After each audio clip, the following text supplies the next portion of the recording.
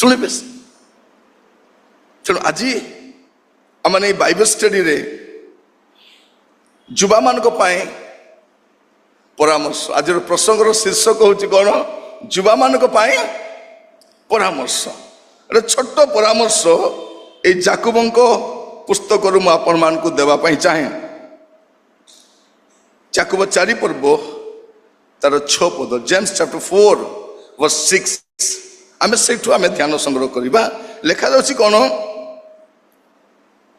ସେ ମଧ୍ୟ ଅଧିକ ଅନୁଗ୍ରହ ଦାନ କରନ୍ତି, ଏଣୁ ଉକ୍ତ ଅଛି ଈଶ୍ୱର ଅହଙ୍କାରୀ ମାନଙ୍କୁ ପ୍ରତିରୋଧ କରନ୍ତି, କିନ୍ତୁ ନମ୍ର ଲୋକମାନଙ୍କୁ ଅନୁଗ୍ରହ ଦାନ କରନ୍ତି।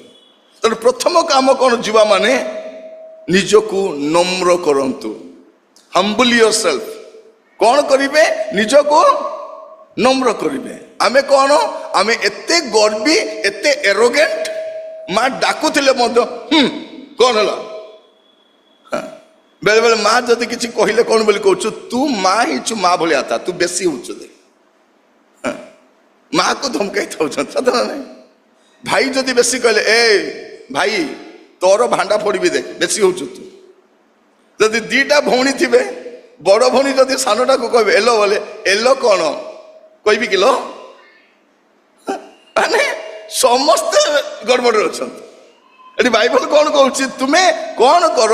ଆପଣାକୁ ନମ୍ର କର, ନମ୍ର କର। ହମ୍ବଲ୍ ୟୋରସେଲ୍ଫ। ଯୁବାମାନେ ଆଜିର ସମୟରେ ଆପଣ ଦେଖିବେ, ଆମେ ବଡ଼ ସାନ କାହାକୁ ଖାତିର କରୁନୁ। କରୁଛୁ କି ନାଇଁ? ଆଗ ପ୍ରଣାମ କରୁଥିଲେ, ଏବେ ପ୍ରଣାମ ବି କରୁନୁ। କାହିଁକି କରୁନୁ ପ୍ରଣାମ? କାହିଁକି? ମୁଁ ତାଠାରୁ ଶିକ୍ଷିତ, ମୋର ଜେଜେ ଠାରୁ ମୁଁ ଶିକ୍ଷିତ, ମୋ ମାମୁଁ ଠାରୁ ଶିକ୍ଷିତ, ମୁଁ ତାଠାରୁ ଶିକ୍ଷିତ, ମୁଁ ପ୍ରଣାମ କରିବି ନାହିଁ। ଏବେ କ'ଣ ବୋଲି କହୁଛି? ନାଇଁ, ବାଇବଲରେ ଲେଖା ହେଇଛି କାହାକୁ ପ୍ରଣାମ କରିବ। ବାରେ ବା, ବାଇବଲକୁ ମାନିବା ବାଲା ପଳେଇ ଆସିଲେ।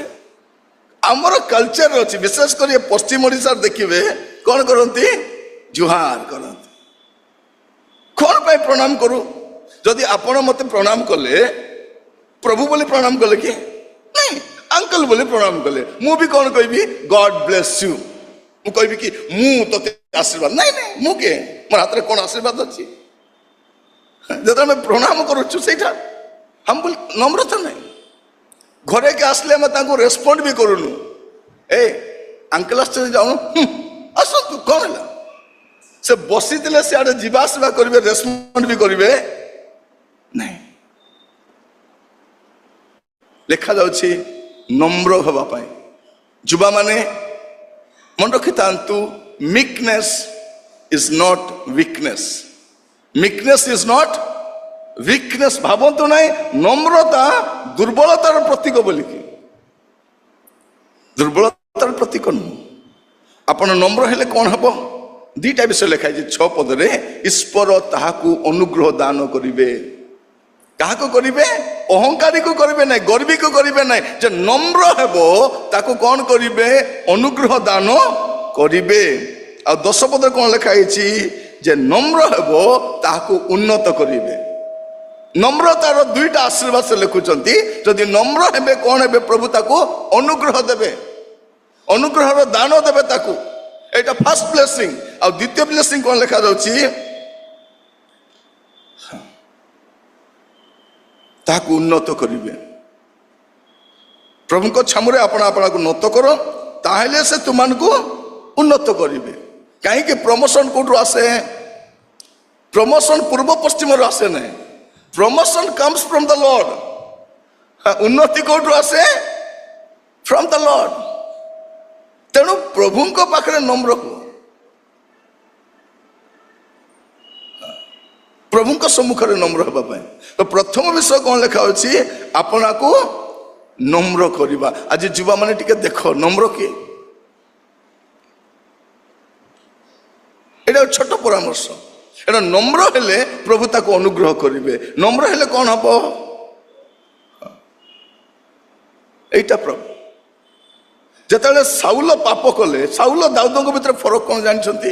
সাউল যেতবে পাপ কলে সে অন্য মানুষ উপর লদি দেলে।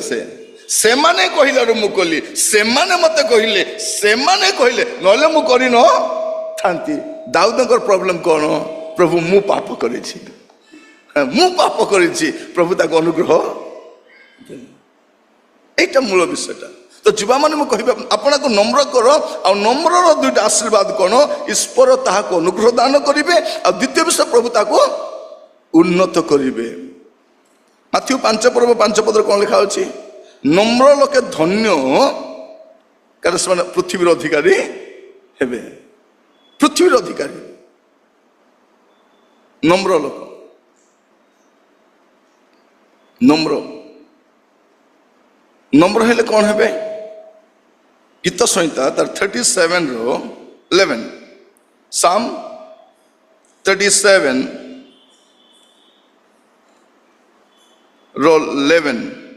କ'ଣ ଲେଖା ଅଛି? ମାତ୍ର নম্ର ଲୋକମାନେ ଦେଶ ଅଧିକାର କରିବେ ଓ ଶାନ୍ତିର ବାହୁଲ୍ୟରେ ଆପଣା ଆପଣାକୁ ଆନନ୍ଦିତ କରିବେ। নম্ର ଲୋକମାନେ କ'ଣ କରିବେ?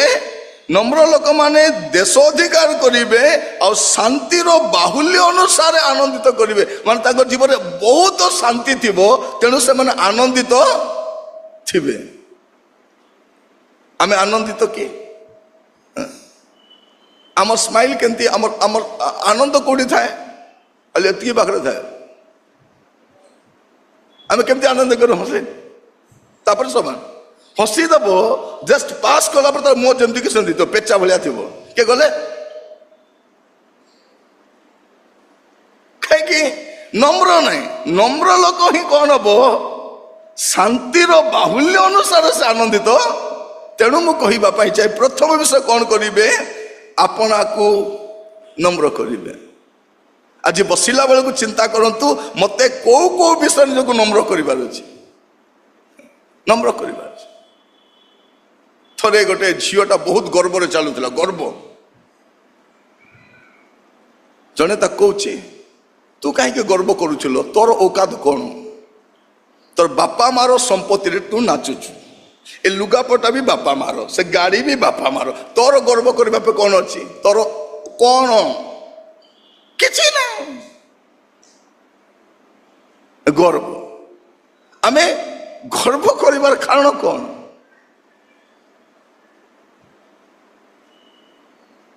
বেলে বেলে গর্ব সত না। মোর প্রিয় ভাই ভଉଣୀ মানে কেতজনকে দেখবে নিজ গাড়িরে গলে বি নম্রর থিবে, আর কেতজন ভড়া গাড়িরে যাই কোন কর নিজের উল্লা তা ভিতরে আগুন কুটি কুটি ভর্তি হয়ে কোন অছি? নম্রতা অছি। থরে মু গোটে মিটিং রে যাই থাকে, এমতি ୟୁଥ୍ মিটিং রে। সেটি জনে লোক গোটে 500 খন্ডে চেয়ার পড়িছি, সে চেয়ার পছুলা। সে লোক বয়স্ক লোকটা, মু দেখলি আহা বিচারা বুঢ়া লোকটা চেয়ার ফের পছুছি, মু যাই পছিবি বলি মু বি পছিবা আরম্ভ কলি। মু খালি এমতি এদি পছুছি, এমতি এদি পছি দউছি। সে কহিলে no no, you should not do like that. তারপরে সে ভাল করে ঘষি ঘষি পছুচନ୍ତି, তলে উপরে পছুচନ୍ତି। মতে সেতিকি ধৈর্য নাই। মু দুইটা পুরা পছিলি, ধীরে খসিগলি। মু তারপরে দূরকু যাই পচারলি, সে যে বুঢ়া লোকটা চেয়ার পছুছি সে কিয়ে? সে কহিলে মিটিং রে যে যতটা গাড়ি লাগিছে না না পিলা মানকু নিয়া ন করিবা, 5টা বস তার মালিক সে। আর স্পিকর মানଙ୍କର রহিবা খাইবার ব্যবস্থা সে একা করিছନ୍ତି। আর মিটিং র স্পন্সর সে, তাঙ্কর পয়সারে হଉଛି। সে লোক যাই চেয়ার পছুছি। কারণ সে কহিবার মানে কোন? মু তো প্রচার করি জানি নাই, মতে তো গীত গাইবি জনা নাই, মু তো ওয়ার্শিপ বি করি। মু কোন করি পারিবি মিটিং রে? এটলিস্ট মু কোন করি পারিবি? মোর গাড়ি লগাই পারিবি, লোককে খাইবাক দেই পারিবি, আর লোক যে বসিবে তাকে চেয়ার কু মু পছি পারিবি। প্রভু আমাকে অনুগ্রহ করন্তু। প্রথম বিষয় নিজকে নম্র করন্তু। কারণ নম্র করলে কোন করবে? প্রভু অনুগ্রহ দেবে, প্রভু উন্নত করিবে, আপনার অধিকারী হবে, আপনার বর্ধিষ্ণু হবে। এইটা নম্রতার আশীর্বাদ। তারপর সে কোন কହୁଛନ୍ତି? যাকব 4:7 ଈଶ୍ୱରଙ୍କ 7 ତୁମେ ମାନେ ଈଶ୍ୱରଙ୍କର ବଶୀଭୂତ ହୁଅ। কোন ହୁଅ? ତୁମେ ମାନେ ଈଶ୍ୱରଙ୍କର ବଶୀଭୂତ ହୁଅ, মানে ସବମିଟ୍ ୟୁର ସେଲ୍ଫ। ନିଜକୁ କଣ କର? ପ୍ରଭୁଙ୍କ ପାଖରେ ସମର୍ପଣ କର। ମୁଁ ଯୁବାମାନଙ୍କୁ ପଚାରିବା ପାଇଁ ଚାହେଁ, ଆପଣ ନିଜକୁ କାହା ନିକଟରେ ସମର୍ପଣ କରିଛନ୍ତି? କାହା ନିକଟରେ? ଯେତେବେଳେ ମୁଁ କଲେଜ ପଢୁଥାଏ ସେ ସମୟରେ ଗୀତଟା ବାହାରି ଥାଏ, ମେରା ଦିଲ ଭି କିତନା ପାଗଲ ହେ। ହେଲା, ସେ ପୁଅ 3-4ଟା ଝିଅକୁ ଭଲ ପାଇଲା। ତାପରେ ତାର ମୁହଁ ଚେପା ହେଇଛି, +2 ଫେଲ ବସିଥିଲା। ମୁଁ କହିଲି କ'ଣ ହେଲା? ନାଇଁ ପରା, ଫିଜିକ୍ସ ଖରାପ ହେଇଗଲା, କେମିଷ୍ଟ୍ରି ଖରାପ ହେଇଗଲା। ଏମିତି ପାଗଳା ଭଳିଆ ହବୁ ବୋଲେ ଏମିତି ଏକା ହବ। ପାଗଳା ଭଳିଆ ହେଲେ କ'ଣ? ସବମିଟ୍ ୟୁରସେଲ୍ଫ, ନିଜକୁ ପ୍ରଭୁଙ୍କଠାରେ ସମର୍ପଣ କର। ଆମର ଯୁବା ମାନେ ୟାକୁ ତାକୁ ଦେଖି ହସୁଥିବେ, ତାକୁ ଭଲ ପାଉଥିବେ, ଆକୁ ଭଲ ପାଉଥିବେ, ଆକୁ 2 ଦିନ, ତାକୁ 2 ଦିନ, ତାପରେ କ'ଣ କରିବେ? ଏକା ସାଙ୍ଗରେ 3 ଜଣକୁ ଚାଟିଂ କରୁଥିବେ। ହ୍ୟାଲୋ, 3ଟା, ସେ ଗୋଟେ ମେସେଜରୁ 3 ଜଣକୁ ହାଏ, 3 ଜଣକୁ ହାଉ ଆର୍ ୟୁ, 3 ଜଣକୁ ଆଇ ମିସ୍ ୟୁ, 3 ଜଣକୁ ଆଇ ଲଭ୍ ୟୁ, 3 ଜଣକୁ। ଏ 3 ଜଣ ବୋକା ହେଇକିରି ବସିଥିବେ। କାହିଁକି? ଏମାନେ ପ୍ରଭୁଙ୍କଠାରେ ସବମିଟ୍ ନୁହନ୍ତି। ଆଉ ଯେଉଁମାନେ ପ୍ରଭୁଙ୍କଠାରେ ସବମିଟ୍ ହେଇନାହାନ୍ତି ତାଙ୍କୁ କିଏ ମଧ୍ୟ, ଶୁଣନ୍ତୁ, ଆପଣଙ୍କର ଜୀବନ ଅନାବାଦୀ ଜମି ଭଳିଆ ନଥାଉ, ତାକୁ କିଏ ବି ଦଖଲ କରିବ ନା ନାହିଁ? ଯଦି ସେଇଟା ରେକର୍ଡେଡ ହେଇଥିବ ସେ ଜମିଟା, ସେଠି କେହି ମଧ୍ୟ କିଛି କରିପାରିବ କି ନାହିଁ? ସେ ତାର ଡକୁମେଣ୍ଟ ଜଣଙ୍କ ନାଁରେ ଅଛି, ଆଉ କ'ଣ ଅଛି, ତାର ଘର ବାଡ଼ି ବି ହେଇଯାଇଛି, ସେ ଜାଗାରେ କେହି ବି କିଛି କରିପାରିବ ନାହିଁ। କିନ୍ତୁ ଯଦି ସେଟା ଅନାବାଦୀ ଜମି ଥିବ, କିଏ ବି ତାକୁ ଯାଇ ଦଖଲ କରିବ।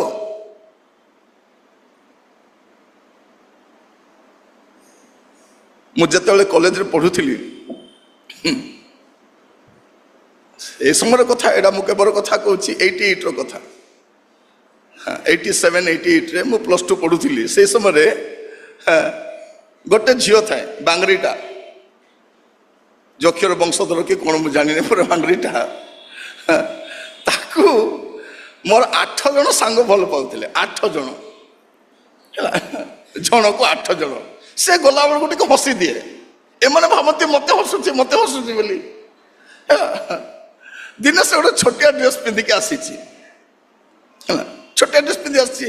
ହେଲେ ଏମାନେ ତାକୁ ଅନଉଛନ୍ତି। ସେ ଝିଅଟା ମୋର ସାଙ୍ଗର ଭଉଣୀଟା, ସେ ଥିଲା କମନ ରୁମ୍ରେ, ଯୋଉ ଫ୍ରିରେ ବସନ୍ତି ସେ ରୁମ୍ରେ ସେ ଅଛି। ମୁଁ ତାକୁ କହିଲି, ଏଇ ଆ, କ'ଣ ହେଲା? ମୁଁ କହିଲି, କାଲିରୁ ଯଦି ଏ ଡ୍ରେସ୍ ପିନ୍ଧିକି ଆସିବୁ ତତେ କଲେଜରେ ପିଟିବି। ତତେ ଏ ଛୋଟିଆ ଡ୍ରେସ୍ ଯଦି କାଲିକି ପିନ୍ଧି ଆସିବୁ କଲେଜରେ ତତେ ପିଟିବି। ସେ ଛାନିଆ ହିଁ ପଳେଇଲା ପରେ ସେ ଭାବିଲା ଯେ ଏ କଲେଜରେ ଯଦି କିଏ ଭଲ ପାଇବା ଲୋକ ଅଛି ବୋଲି, ଏ ଜଣେ ଏକା ମତେ ଭଲ ପାଇବା ଲୋକ ଅଛି, କାରଣ ଏତେ ମତେ ସେ କେୟାର କରୁଛି। ଦେଖିଲା ବେଳକୁ ମୋର ସାଙ୍ଗର ଭଉଣୀଟା, ମୁଁ ତାକୁ କହିଲି, ତୁ କାହିଁକି ଏତେ ପ୍ରେମ? ତାପରେ ଗୋଟେ ଲମ୍ବା ଚିଠି ଲେଖିଲା, ସୁନ୍ଦର ଚିଠି ଲେଖିଲା, ଗୋଲ ଅକ୍ଷରରେ। ମୋର ଜୀବନରେ କେବେ କିଏ ମତେ ଚିଠି ଲେଖି ନାହାନ୍ତି। ଫାର୍ଷ୍ଟ ଟାଇମ୍ ଖୋଲିଲି, ମୁଁ ଭାବିଲି କ'ଣ ଅଣଖ୍ରୀଷ୍ଟିଆନ ଲୋକଟା ତ, ତାଙ୍କର ଘର ପ୍ରତିଷ୍ଠା ହେଇଥିବ, ନହେଲେ କ'ଣ ବ୍ରତ ଥିବ, ପଠେଇଛି ବୋଲି ମୁଁ ଭାବୁଛି। ହେଲା, ଖୋଲିଲା ବେଳକୁ ଡିୟର ନିରଞ୍ଜନ। ତା ପୂର୍ବରୁ କିଏ ମତେ ଡିୟର କହିନଥିଲେ, ସେଟା ପ୍ରଥମ ଡିୟର ବୋଲି। ପରେ ମୁଁ କହିଲି, କ'ଣ ଅସୁବିଧା ହେଇଗଲା ଏଇଟା? ତାପରେ ଆଉ ପଢିଲି ନାହିଁ, ଧରିକି ସିଧା ମୋର ପାଷ୍ଟର ପାଖକୁ ପଳେଇଲି, ମୋ ପାଳକ ପାଖକୁ ପଳେଇଲି। କାରଣ ପୃଥିବୀରେ 2 ଜଣ ଲୋକ ଯେ ମତେ ରାଇଟଲି ଗାଇଡ କରିପାରିବେ, ସେ 2 ଜଣ ହେଉଛନ୍ତି, ଗୋଟେ ହେଉଛି ବାପା ମା, ଆଉ ଗୋଟେ ହେଉଛି ପ୍ରଭୁଙ୍କର ଦାସମାନେ। ତ ମୁଁ ପଳେଇଲି ତାଙ୍କ ପାଖରେ, କହିଲି, ଭାଇ ମତେ ଗୋଟେ ଝିଅ, ଏ ନିରଞ୍ଜନ, ପଢିବୁ ନାହିଁ, that is sin, you should not read that one. ଦୁନିଆ ଷ୍ଟୋରି କହିଲେ, ଏଇଟା ଲମ୍ପଟତା, ପାପ, ଦୁନିଆ ବୋଧ, ଛୁଇଁଲେ ବି ନାହିଁ ତାକୁ, ଯା ପଢାପଢି ବନ୍ଦ। ହେଲେ ସେ ମତେ ଚିଠି ଲେଖିଛି, ମୁଁ ବି ତାକୁ ଜବାବ ଦେବାର ଅଛି। ରାତି 10ଟାରୁ ବସିଲି ଲେଖିବା ପାଇଁ। ଆଉ ପ୍ରଥମ ଥର ଲେଖି ବି ପାରୁନାହିଁ, ଏବେ ଡିୟର ବୋଲି ଲେଖିଲି ଅସୁବିଧା। ସେ ଭାବ ମୁଁ ତାକୁ ଭଲ ପାଉଛି, ଲେଖୁଛି, ଚିରୁଛି, ଫାଡୁଛି। ମୋ ମା ଦେଖିଲେ, ରାତି 12:30 ହେଇଗଲାଣି, ମତେ କହିଲେ, ଶୋଇପଡେ, ଏତେବେଳେ ପର୍ଯ୍ୟନ୍ତ କ'ଣ ପଢୁଛୁ? ମୁଁ ପୁଣି ପଢୁଛି। କହିବା ପାଇଁ ଚାହେଁ, ଆମର ଯୁବା ମାନେ କ'ଣ ନାଟ କରୁଛନ୍ତି। ବାପା ମା ଭାବୁଛନ୍ତି ଆମର ପାଠ ଆଗା ପଢୁଛନ୍ତି, ଦେଖିଲା ପାଠ ନାହିଁ, ନାଟ। ମାମା ମୁଁ ପଢିବାକୁ ଯିବି, ହେଲା ମୁଁ ପଢିବାକୁ ଯିବି ବୋଲି ଲ୍ୟାପଟପ୍ ଖୋଲି କ'ଣ କରୁଛି? ମୋବାଇଲରେ କ'ଣ କରୁଛି? ଆଜିକାଲି ଅନଲାଇନ୍ ହେଇଗଲା ନା, ସବୁ online, online shopping, online study, online scene, everything online online online. କାନରେ ଗେଞ୍ଜି ଦେଇକିରି ବହି କଲି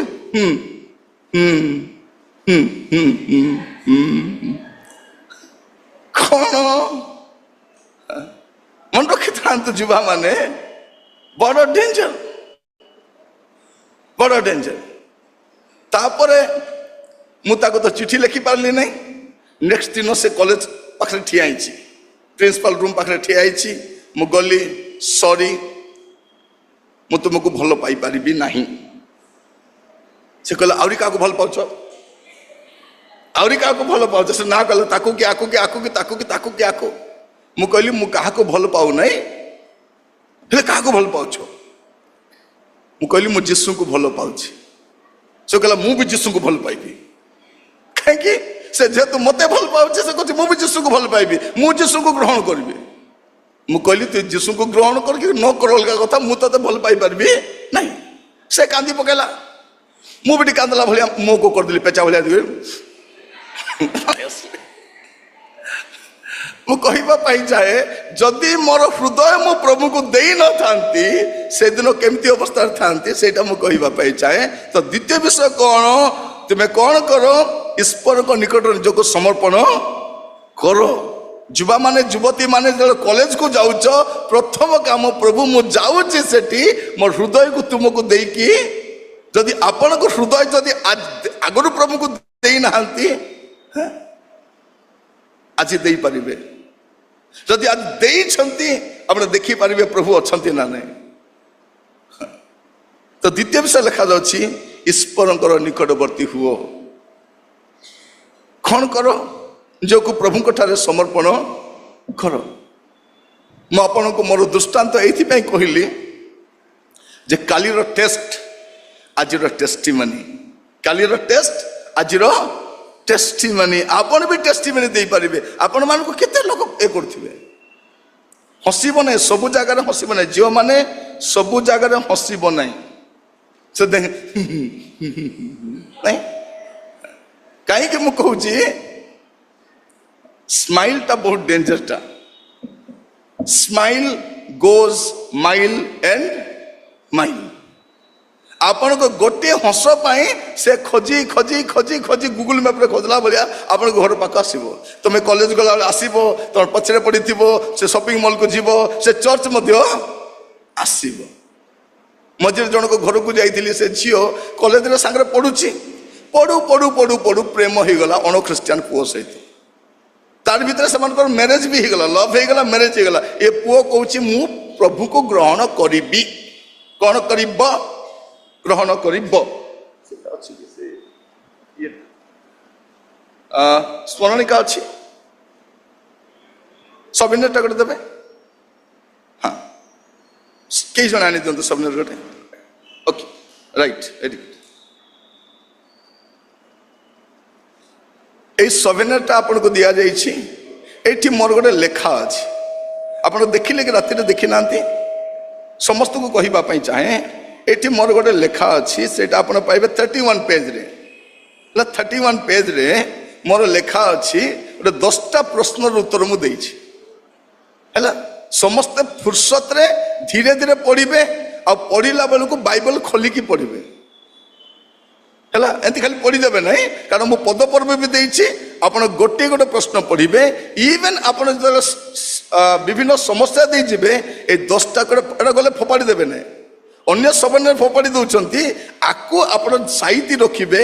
ଏଇଥିପାଇଁ ଯେ ଯୁବାମାନେ ସେମାନଙ୍କ ଜୀବନରେ ସଂଘର୍ଷ କରୁଥିବା 10ଟି ପ୍ରଶ୍ନର ଉତ୍ତର ମୁଁ ଦେଇଛି ଏଠି। ଆପଣମାନେ ଦୟାକରି ଘରେ ଗଲେ ପଢିବେ। এটা নিহাতি দরকার, ଅନ୍ୟମାନଙ୍କୁ ଦେବେ। ଯଦି ପାରିବେ এটা ଜେରକ୍ସ କରିକି ଆପଣଙ୍କ ସାଙ୍ଗମାନଙ୍କୁ ଦେବେ। ଯଦି ପାରିବେ এটা ଫଟୋ ଉଠାଇ ସାଙ୍ଗମାନଙ୍କୁ ବି ପଠାଇବେ। ଦ୍ୱିତୀୟ ବିଷୟ କ'ଣ? ଲେଖାଯାଉଛି ଈଶ୍ୱରଙ୍କ ନିକଟରେ, ମାନେ ଈଶ୍ୱରଙ୍କର ବଶୀଭୂତ ହୁଅ। କ'ଣ ହୁଅ? ବଶୀଭୂତ। ଆମେ କାହିଁକି ଈଶ୍ୱରଙ୍କର ବଶୀଭୂତ ହେଇପାରିନଥାଉ? ଗୋଟେ ହେଉଛି ବଶୀଭୂତ, ଆଉ ଗୋଟେ ହେଉଛି ଭୂତ।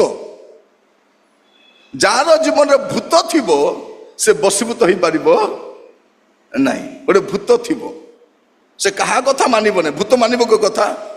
ଯାହା ବୋଲେ ମୁଁ ଚୁପୁଲି କରିବି। ଏଲୋ ମା ମୁଁ ମୋବାଇଲ ରଖ, ମୁଁ ରଖିବି ନାହିଁ। ଖା, ମୁଁ ଖାଇବିନି। ମୁଁ କରିଦେବ। କଣ ତା ଭିତରେ ଅଛି? ଭୂତ ଗୋଟେ ଅଛି। ସେ ଭୂତ କଣ କରିବ? ବସିଭୂତ ହେବାକୁ। ଚର୍ଚ୍ଚ ଯା କରିବ ସେ, ସି ଯିବୁ କରିବ ସେ, ପାର୍କ ଯିବୁ ସପିଂ ମଲ୍ ଯିବୁ କାରଣ କୋଉ ଭୂତ ଏଇଟା? ଏଇଟା ସେ ଭୂତ। କୋଉ ଭୂତ? ପାର୍କରେ ବୁଲିବା ଭୂତ, ସପିଂ ମଲରେ ବୁଲିବା ଭୂତ, ମୋବାଇଲ ଦେଖିବା ଭୂତ, ଚାଟିଂ କରିବା ଭୂତ, ମେକଅପ୍ ହେବା ଭୂତ। ଆଜି ଯାଇକି କୋଉଠି ସେଇଠି ଯିବ, ଇଏ କୋଉଠି ଆସିବ ନାହିଁ, ବସିଭୂତ ହେବ ନାହିଁ। ତ ଦ୍ୱିତୀୟ ବିଷୟ କଣ କରିବେ? ଈଶ୍ୱରଙ୍କର ବଶୀଭୂତ ହେବେ। ତାପରେ ତୃତୀୟ ବିଷୟ କଣ ଲେଖାଯାଉଛି ସେଇଠି? ଏକା ଶୟତାନକୁ ପ୍ରତିବାଧା କର। ମୁଁ ଷ୍ଟେପ୍ ବାଇ ଷ୍ଟେପ୍ କହୁଛି, ବାଇବେଲ ଷ୍ଟଡି ପାଇଁ କହୁଛି। ପ୍ରଥମ କଥା କଣ? ପ୍ରଥମ କଥା ହଉଛି ନିଜକୁ ନମ୍ର କର। ଯା 6 ପଦ ଆଉ 10 ପଦ। ନମ୍ର କଲେ ପ୍ରଭୁ ଅନୁଗ୍ରହ ଦାନ କରିବେ, ଉନ୍ନତ କରିବେ, ଅଧିକାରୀ କରାଇବେ, ବର୍ଦ୍ଧିଷ୍ଠ କରାଇବେ। ଦ୍ୱିତୀୟ ବିଷୟ ଈଶ୍ୱରଙ୍କର ନିକଟରେ ସମର୍ପିତ ହୁଅ। ଯଦି ସମର୍ପିତ ହେଇନାହଁ ତମକୁ କିଏ ମଧ୍ୟ କବ୍ଜା କରିବ ନା ନାହିଁ? କରିବ। ଆଉ ତୃତୀୟ ବିଷୟ କଣ? ତାପରେ ଶୈତାନକୁ ପ୍ରତିବାଧା କର। ଈଶ୍ୱରଙ୍କର ବଶୀଭୂତ ହୁଅ, ତାପରେ ପ୍ରତିବାଧା। ତୁମେ ଯଦି ଈଶ୍ୱରଙ୍କ ବଶୀଭୂତ ହେଇନାହ ଆଉ ଶୈତାନକୁ ଦୂର ହ ଶୈତାନ ବୋଲେ ମୁଁ କାହିଁକି ଯିବି? କାରଣ ତୁମେ ତୋ ଜୀବନରେ ଆହୁରି କାହାକୁ ଜାଗା ଦେଇନ। ପ୍ରଭୁ ନାହାନ୍ତି। ପ୍ରଭୁ ନଥିଲେ ଶୈତାନ କାହିଁକି ଡରିବ?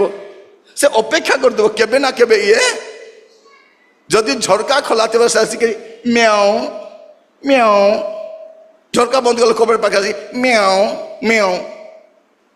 କଣ ମ୍ୟାଉ? ବିଲେଇଟା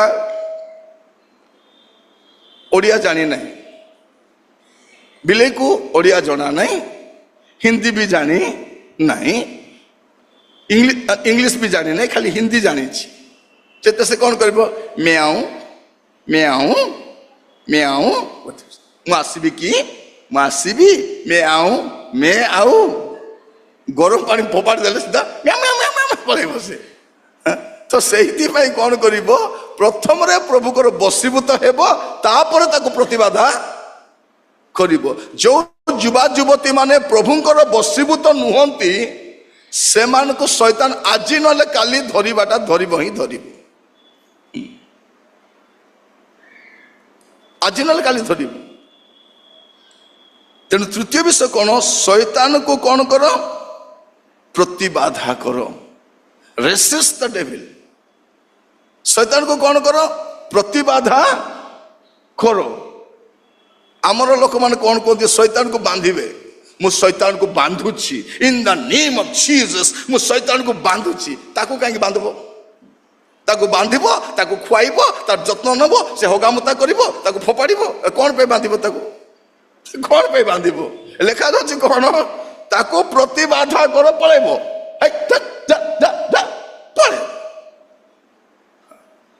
ବାସ୍ ସେତିକି। ତାକୁ ପ୍ରତିବାଧା କର, ପଳେଇବ। କିନ୍ତୁ ପ୍ରତିବାଦ କେମିତି କରିବ? ଆଗ ପ୍ରଭୁଙ୍କର ବଶୀଭୂତ ହେବ, ତାପରେ ପ୍ରତିବାଧା କରିବ, ତେବେ ସେ ପଳେଇବ। ତୁମେ ପ୍ରଭୁର ନାହିଁ, ତାକୁ ଯା ବୋଲେ ଯିବ କି? ଭୂତକୁ ଛଡେଇବ?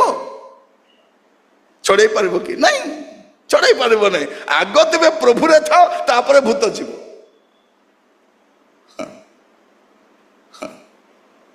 ପୃଥିବୀରେ ଦୁଇଟା ଆତ୍ମା, ଗୋଟେ ହଉଛି ପବିତ୍ର ଆତ୍ମା ଆଉ ଗୋଟେ ହଉଛି ପ୍ରେତ ଆତ୍ମା। ଯାହା ଜୀବନରେ ପବିତ୍ର ଆତ୍ମା ଅଛନ୍ତି ତା ଜୀବନରେ ପ୍ରେତ ଆତ୍ମା କାମ କରିପାରିବ ନାହିଁ, କରିପାରିବ ନାହିଁ।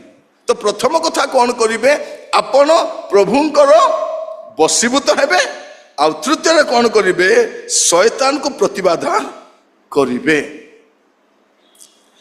କଣ କରିବେ? ମୁଁ ଖାଲି କହିବା ପାଇଁ ଏଫେସିୟ 5 ପର୍ବ, efficiency chapter 5 verse 11, 6:11, efficiency chapter 6 verse 11, 6 ପର୍ବ 11 ପଦ ଲେଖା ଯାଉଛି, ତୁମେ ମାନେ ଯେପରି ଶୟତାନର ଚାତୁରୀ ବିରୋଧରେ ଦଣ୍ଡାୟମାନ ହେଇପାର। ଏଠି ଲେଖା ହଉଛି ଦଣ୍ଡାୟମାନ ହେବା। କୋଉଠି? ଶୟତାନର ଚାତୁରୀ ବିରୋଧରେ ଦଣ୍ଡାୟମାନ ହେବା। ତାର ଚାଲାକୁ ବୁଝିବା ପାଇଁ ଟିକେ ଦେଖିବି ଏ କେତେ ଚାଲାକ ହଉଛି, ଆକୁ ଟିକେ ଦେଖିବି, ଆକୁ ବେଳେ ବେଳେ ମା ମାନେ କହିବେ ନା ଆକୁ ଟିକେ ଦେଖେ, ଆକୁ ଟିକେ ମୁଁ ଦେଖେ, ତାର ଚାତୁରୀ ବିରୁଦ୍ଧରେ କଣ ହେବେ ଆପଣ ଦଣ୍ଡାୟମାନ ହେବେ। କିନ୍ତୁ ଯୌବନ କାଳର ଅଭିଳାଷ କଣ କରିବେ, ପଳାୟନ କରିବେ, ଫ୍ଲି। ଏଟା ହଉଛି ଷ୍ଟାଣ୍ଡ, ଏଟା ହଉଛି ରେସିଷ୍ଟ। ଏବେ କଣ ଅଛି ଫ୍ଲି। ଫ୍ଲି ମାନେ କଣ, ଫ୍ଲାଇଟ୍, ସେଇଟା ଅଛି ଫ୍ଲି, ଉଡ଼ିବା କଥା, ରହିବାର ନାହିଁ। ଆମର ଯୁବା ମାନେ ଯୋଉଠି ପ୍ରଲୋଭନ ସେଠି ଠିଆ ହେଇକିରି ଯୀଶୁଙ୍କ ରକ୍ତରେ ଜୟ, ଯୀଶୁଙ୍କ ରକ୍ତରେ ଜୟ ଜୟ ଜୟ ଜୟ ଜୟ ନାହିଁ ଚୁ। ଯୋଉ ଜାଗାରେ ଆପଣ ଜାଣିଲେ ଏଟା ପ୍ରଲୋଭନର ଜାଗା, ଏ ଜାଗା ମୋ ପାଇଁ ସେଫ ନାହିଁ, ସେଠୁ ପଳେଇବ। ସେ ପୁଅଟା ମତେ ଅନଉଥିଲା, ମୁଁ ଖାଲି ଯୀଶୁଙ୍କ ରକ୍ତରେ ଜୟ, ଯୀଶୁଙ୍କ ରକ୍ତରେ ଜୟ ଜୟ ଜୟ ଜୟ ଜୟ ଜୟ ବୋଲି ଆପଣ ମଦ ଦୋକାନରେ ଠିଆ ହେଇକି ଯୀଶୁଙ୍କ ରକ୍ତରେ ଜୟ ବୋଲି କହିବ, ପଳାଅ ସେଠୁ। ସକାଳେ କଣ କରିବ, ପ୍ରାର୍ଥନା କରିବ, ପ୍ରଭୁ ମୋବାଇଲକୁ ସୂଚି କର, ପବିତ୍ର କର, ଆଜି ଯାହା ଦେଖିବି ଅନୁଗ୍ରହ କର, ଯୀଶୁଙ୍କ ରକ୍ତରେ ଜୟ ଜୟ। କଣ କରିବ? ଥରେ ଗୋଟେ ପୁଅଟା ମତେ କହୁଛି, ଅଙ୍କଲ ପୁଡ଼ିଆ ଖାଇବା କଣ ପାପ? ମୁଁ କହିଲି କିଛି ପାପ ନାହିଁ, ପ୍ରାର୍ଥନା କରି ଖାଇବୁ। ପ୍ରେଜ୍ ଦ ଲର୍ଡ, ଯୀଶୁଙ୍କ ରକ୍ତରେ ଜୟ, ହାଲେଲୁୟା। ଏଠି ଆସି ଗାଉଥିବ କଣ, ତୁମ ସେବା କରିବି, ତୁମରି ସେବା କରିବି। କରିବ ଇଏ ପ୍ରଭୁଙ୍କ ସେବା? ପୁଡ଼ିଆ ଖାଉ ନହେଲେ ଇଏ ପ୍ରଭୁଙ୍କ ସେବା କରିବ? ଆମର ମଣ୍ଡଳୀ ଗୁଡାକରେ ଉପାସନା କରିହେବ, ପୁଡ଼ିଆ ଖାଇ, ମଦ ଖାଇ, ଗଞ୍ଜେଇ ଖାଇ, ଯାହା କରି ସେଠୁ ଘୋଡ଼ାଇବେ ପ୍ରଭୁ। ସ୍ୱର୍ଗକୁ ଯିବାର ଚାନ୍ସ ନାହିଁ, ଚାନ୍ସ ନାହିଁ, ଚାନ୍ସ ନାହିଁ। ତାର ଗଳା ଯେତେ ଭଲ ଥାଉ, ପରମେଶ୍ୱର ଗଳା ଦେଖନ୍ତି ନାହିଁ, ପରମେଶ୍ୱର କଣ ଦେଖନ୍ତି, ଅନ୍ତଃକରଣ ଦେଖନ୍ତି। ଏବେ ଆପଣଙ୍କର କମ୍ପିଟିସନ ହବ ନା ନାହିଁ, ଏ ଗଳା କିଏ ଦେଖନ୍ତି? ଜଜେସ୍ ମାନେ ଗଳା ଦେଖନ୍ତି, ପରମେଶ୍ୱର କଣ ଦେଖନ୍ତି, ଅନ୍ତଃକରଣ ଦେଖନ୍ତି। ଆପଣ ଏବେ ମେମୋରି ବର୍ସ 100ଟା ଲେଖିଲେ ମତେ କଣ ହବ? ମୁଁ ତ 200ଟା ଲେଖିବା ଝିଅକୁ ଜାଣିଛି, ସେ ଅଟୋବାଲାକୁ ପଳେଇଛି। ଅଣ ଖ୍ରୀଷ୍ଟିଆନ ପୁଅକୁ ଯାଇଛନ୍ତି ମେମୋରି ବର୍ସ ଲେଖି ଲେଖି। କାହିଁକି ଏମାନେ କଣ ଭାବୁଛନ୍ତି, ମେମୋରି ବର୍ସ ଲେଖି ଟ୍ରଫି ପାଇପାରିବ। ମେମୋରି ବର୍ସ ଲେଖିକରି ସାବଧାନ, କଣ କରିବା ଅଛି ସମସ୍ତଙ୍କୁ। ଏଟା ଏମିତି ଏକା ଚୁଟି ଏମିତି ହେଇନାହିଁ। 35 ବର୍ଷ ଆପଣମାନଙ୍କ ବୟସ ଯେତିକି ନାହିଁ, ସେତିକି ବର୍ଷ ଯୁବା ମାନଙ୍କ ମଧ୍ୟରେ ସେବା କାର୍ଯ୍ୟ କରିଛି, ଆଉ ଜାଣିଛି। ଆପଣମାନଙ୍କ ପୂର୍ବରୁ ମୁଁ ବି ଯୁବା ଥିଲି, ଏବେ ହେଇଯାଇଛି, ସେଥିପାଇଁ ମୁଁ କଲର ବି କରୁନାହିଁ। ମୋର ବୟସ ଠାରୁ ଅଧିକ କଲର ପାଚି, ଏ ଚୁଟି ବେଶୀ ହ୍ୱାଇଟ୍ ହେଇଛି। ମୁଁ ଚାହୁଁଛି ସବୁ ହ୍ୱାଇଟ୍ ହେଇଯାଉ, ପୁରା ଚିକ୍ ଚିକ୍ ଚିକ୍ ଚିକ୍ କରିବାର ଅଛି। କହିବାର ଉଦ୍ଦେଶ୍ୟ କଣ, ଯେ ଆପଣମାନେ ଆଜି ଯୋଉ ସଂଘର୍ଷ ଦେଇ ଯାଉଛନ୍ତି, ସେ ସଂଘର୍ଷ ଦେଇ ଆମେ ଗତି କରି ସାରିଛୁ। ସେଇଥିପାଇଁ ମୁଁ କହୁଛି, ଯଦି ଏଇ ମେସେଜ ଯଦି ମତେ ମୋର କଲେଜ ସମୟରେ କିଏ ଦେଇଥାନ୍ତା, ମୋର ନାଁ ଆଗରେ ପ୍ରଫେସର ଲାଗିଥାନ୍ତା, ପ୍ରଫେସର ଡକ୍ଟର ନିରଞ୍ଜନ ତୁରୁ। ଏବେ ଡକ୍ଟର ନାହିଁ କି ପ୍ରଫେସର ନାହିଁ, ସିମ୍ପଲ ମିଷ୍ଟର, କିଛି ନାହିଁ। କଣ କରିବେ ଆପଣ? ଶୈତାନର ବିରୁଦ୍ଧରେ ଦଣ୍ଡାୟମାନ ହେବେ। ଏଫିସିଏନ୍ସ 4 ପର୍ବ 27 ପଦ, ଏଫିସିଏନ୍ସ ଚାପ୍ଟର 4 verse 27। ଶୈତାନକୁ ସ୍ଥାନ ଦିଅ ନାହିଁ। ଶୈତାନକୁ କଣ କରିବ? ପ୍ରଥମରେ ପ୍ରତିବାଦ କରିବ, ତା ବିରୁଦ୍ଧରେ ଦଣ୍ଡାୟମାନ ହେବ, ତୁମେ ପଳାୟନ କରିବ, ଯୋଉଟା ଆମେ 2 ତିମୋଥୀ 2 ପର୍ବ 22 ପଦରେ ଦେଖୁଛୁ। ଏଠି ଲେଖା ହଉଛି କଣ? ଶୈତାନକୁ ସ୍ଥାନ ଦିଅ ନାହିଁ। ତାକୁ ସ୍ଥାନ ଦେଲେ କଣ କରିବ?